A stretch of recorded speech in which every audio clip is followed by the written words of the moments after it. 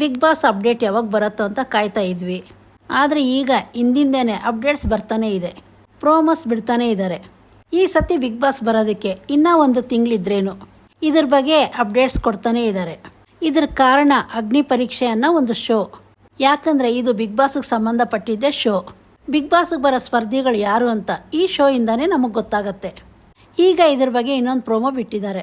ಇಷ್ಟು ದಿನ ನಾವು ಹೇಳ್ತಿದ್ವಿ ಇದರಲ್ಲಿ ಯಾರ್ಯಾರು ಜಡ್ಜ್ ಆಗಿ ಬರ್ತಿದ್ದಾರೆ ಮತ್ತು ಆ್ಯಂಕರ್ ಯಾರು ಇದರಲ್ಲಿ ಇರ್ತಾರೆ ಅಂತ. ಈಗ ಇವ್ರು ಬಿಟ್ಟಿರೋ ಪ್ರೋಮೋದಲ್ಲಿ ಯಾರ್ಯಾರು ಜಡ್ಜಸ್ ಆಗಿದ್ದಾರೆ, ಎಷ್ಟು ಜನ ಜಡ್ಜಸ್ ಇದ್ದಾರೆ ಮತ್ತು ಯಾರು ಆ್ಯಂಕರ್ ಆಗಿದ್ದಾರೆ ಎಲ್ಲ ಇದರಿಂದ ಗೊತ್ತಾಗಿದೆ. ನಾನು ಈ ಮೊದಲು ವಿಡಿಯೋದಲ್ಲಿ ತಿಳಿಸ್ಕೊಟ್ಟಿದ್ದೆ ಯಾರ್ಯಾರು ಜಡ್ಜಸ್ ಆಗಿ ಬರ್ತಿದ್ದಾರೆ ಮತ್ತು ಯಾರು ಆ್ಯಂಕರ್ ಆಗಿರ್ತಾರೆ.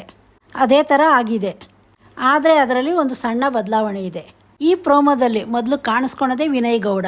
ಅವರು ಬರಬೇಕಾದ್ರೆ ಡೈಲಾಗ್ ಹೇಳ್ಕೊಂಬಂದಿದ್ದಾರೆ. ಈ ಪ್ರಪಂಚದಲ್ಲಿ ಉಳಿಬೇಕಂದ್ರೆ ಬೇಕಾಗಿರೋದು ಬರೀ ಶಕ್ತಿ ಮಾತ್ರ ಅಲ್ಲ, ಅರ್ಹತೆ. ಈ ರೀತಿ ಹೇಳ್ತಾ ವಿನಯ್ ಅವರು ಎಂಟ್ರಿ ತೊಗೊಂಡಿದ್ದಾರೆ. ನಾನು ಮೊದಲೇ ತಿಳಿಸ್ಕೊಟ್ಟಿರೋ ರೀತಿ ಇವರು ಇದರಲ್ಲೊಬ್ಬರು ಜಡ್ಜ್ ಆಗಿದ್ದಾರೆ. ಮತ್ತೊಬ್ಬ ಜಡ್ಜು ಚಂದನ್ ಶೆಟ್ಟಿಯವರು ಆಗಿದ್ದಾರೆ. ಅವ್ರು ಬರಬೇಕಾದ್ರೂ ಡೈಲಾಗ್ ಹೇಳ್ಕೊಂಬಂದಿದ್ದಾರೆ. ಒಂದು ಸತಿ ಆದರೂ ಬಿಗ್ ಬಾಸ್ ಮನೆ ಒಳಗಡೆ ಹೋಗಬೇಕು ಅನ್ನೋದು ಎಲ್ಲರ ಕನಸು. ಹಾಗೆ ಮತ್ತೊಬ್ಬರು ಜಡ್ಜು ಸಂಗೀತ ಅವರೇ ಆಗಿದ್ದಾರೆ. ಇವರು ಬಿಗ್ ಬಾಸ್ಗೆ ಯಾರು ಬೇಕು ಅಂತ ಹೇಳ್ದೆ ಎಂಟ್ರಿ ಕೊಟ್ಟಿದ್ದಾರೆ. ನಾವು ಹೇಳಿರೋ ರೀತಿ ಮತ್ತೊಬ್ಬರು ಜಡ್ಜು ಶ್ರುತಿಯವರೇ ಆಗಿದ್ದಾರೆ. ಇಲ್ಲಿ ಬರೋ ಪ್ರತಿಯೊಂದು ಚಾಲೆಂಜ್ಗೂ ಎದುರಿಸಿ ನಿಲ್ಲೋರು ಮಾತ್ರ. ಈ ರೀತಿ ಶ್ರುತಿಯವರು ಹೇಳ್ತಾ ಎಂಟ್ರಿ ಕೊಟ್ಟಿದ್ದಾರೆ. ವಿನಯ್ ಗೌಡ ಅವರು, ಸಂಗೀತ, ಶ್ರುತಿಯವರು ಇವ್ರು 3 ಜನ ಬರ್ತಾರೆ ಅಂತ ನಾನು ತಿಳಿಸ್ಕೊಟ್ಟಿದ್ದೆ. ಆದರೆ ಇದರಲ್ಲಿ ಆಗಿರೋ ಸಣ್ಣ ಬದಲಾವಣೆ ಏನಂದರೆ ಚಂದನ್ ಶೆಟ್ಟಿಯವರು ಇದರಲ್ಲಿ ಜಡ್ಜಾಗಿ ಕಾಣಿಸ್ಕೊಳ್ತಿದ್ದಾರೆ. ಬಿಗ್ ಬಾಸ್ ಅಗ್ನಿ ಪರೀಕ್ಷೆಯಲ್ಲಿ 3 ಜನ ಜಡ್ಜ್ ಇಲ್ಲ, 4 ಜನ ಜಡ್ಜ್ ಇದ್ದಾರೆ.